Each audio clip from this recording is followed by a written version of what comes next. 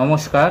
আজকে আমরা ক্লাস 4 বা চতুর্থ শ্রেণীর বাচ্চাদের জন্য ইংলিশ বা ইংরেজির কিছু কোশ্চেন অ্যান্সার আলোচনা করব। চলুন শুরু করা যাক। 1. টিক দ্য কারেক্ট অ্যান্সার্স, অর্থাৎ সঠিক উত্তরটিতে টিক চিহ্ন বা রাইট চিহ্ন দিতে হবে। A. Ruma and her mother were sitting on the, Ruma এবং তার মা বসে আছে চেয়ার, কট, ফ্লোর ম্যাট। এখানে সঠিক উত্তর হবে ফ্লোর ম্যাট। তারপরে বি. বিকাশ হ্যাজ বিন গান ফর, বিকাশ গেছে 5, 6, 7 মান্থস। এখানে সঠিক উত্তর হবে 6 মান্থস, 6 মাসের জন্য। তারপরে সিতে আছে the hair of Ruma's mother is, রুমার মায়ের চুলগুলি হলো লং, শর্ট, গ্রে। এখানে সঠিক উত্তর হবে লং, অর্থাৎ লম্বা। তারপর ডিতে আছে Bikash had gone to attend a, Bikash যোগদান করতে গেছে language learning course, computer course, dance class. এখানে সঠিক উত্তর হবে ল্যাঙ্গুয়েজ লার্নিং কোর্স, ভাষা প্রশিক্ষণের একটি কোর্স। আর তারপরে ইতে আছে নাও বিকাশ ইজ এ, বিকাশ এখন doctor, police, postal service employee. সঠিক উত্তর হবে postal service employee, post office সংক্রান্ত দপ্তরে কাজ করে। এইবার 2 নম্বরে বলেছে match the meaning of the word, অর্থাৎ বাঁ দিকের শব্দগুলির সাথে ডান দিকের শব্দগুলির অর্থ অনুযায়ী মিল করাতে হবে। প্রথমে বাঁ দিকের শব্দগুলি হচ্ছে স্টেজ, অর্থাৎ মঞ্চস্থ হওয়া, অ্যানুয়াল মানে বার্ষিক, সেভারাল মানে বেশ কয়েকগুলো, পার্মানেন্ট মানে চিরস্থায়ী। তাহলে স্টেজের সাথে এখানে মিলবে এনাক্টেড, এনাক্টেড মানেও মঞ্চস্থ হওয়া। অ্যানুয়াল মানে বার্ষিক, অ্যানুয়ালের সাথে মিলবে ইয়ারলি।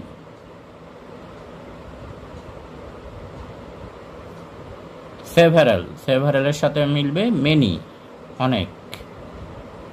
আর পার্মানেন্টের সাথে মিলবে ফিক্সড, অর্থাৎ চিরস্থায়ী।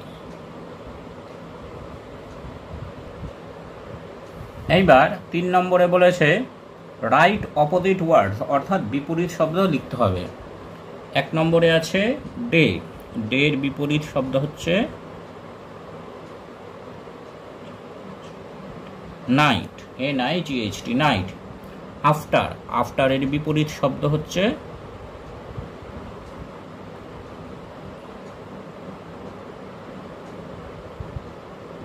বিফোর, আফটার আগে, বিফোর পরে। ওপেন খোলা, এর বিপরীত শব্দ হচ্ছে ক্লোজ, বন্ধ। হ্যাপি মানে সুখী, এর বিপরীত শব্দ হচ্ছে স্যাড, অর্থাৎ দুঃখী। স্মল ছোট, এর বিপরীত শব্দ হচ্ছে বিগ বড়। ন্যারো সরু, এর বিপরীত শব্দ হচ্ছে ওয়াইড, অর্থাৎ প্রশস্ত।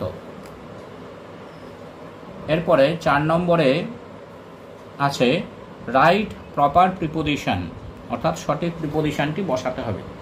I kept the book dash the table, আমি বইটি রেখেছি টেবিলের ওপর, তাহলে অন দ্য টেবিল।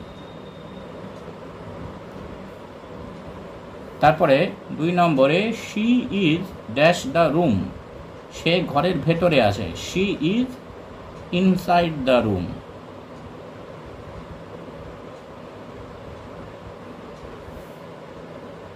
তারপর 3 নম্বরে আছে he is kind dash us, সে আমাদের প্রতি ভালোই ব্যবহার করেছিল, ভালোই ছিল। তাহলে আমাদের প্রতি বা আমাদের দিকে kind to, he is kind to us.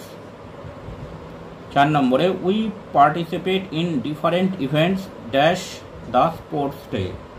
আমরা খেলার দিন বিভিন্ন প্রতিযোগিতাতে অংশগ্রহণ করেছি, তাহলে এখানে হবে অন দ্য স্পোর্টস ডে। এইবার শেষে 5 নম্বরে বলেছে arrange the letters to form the meaningful ওয়ার্ডস, অর্থাৎ এখানে লেটারগুলি এলোমেলো করে দেওয়া আছে, এইগুলি অ্যারেঞ্জ করে সঠিক ওয়ার্ডটি লিখতে হবে। SIMS, এটা যদি আমরা সাজিয়ে লিখি তাহলে আমরা পাব MISS, মিস। তারপরে 2 নম্বরে আছে ORCUES, তাহলে এটা যদি আমরা সাজিয়ে লিখি তাহলে পাব COURSE,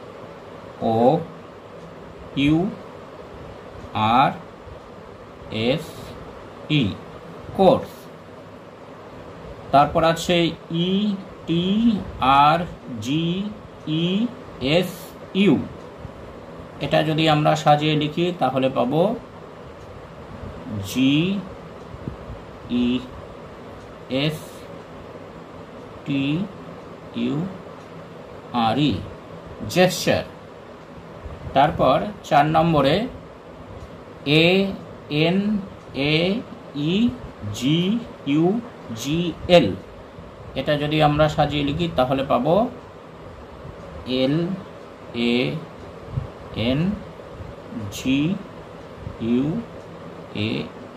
LANGUAGE, ল্যাঙ্গুয়েজ, ভাষা।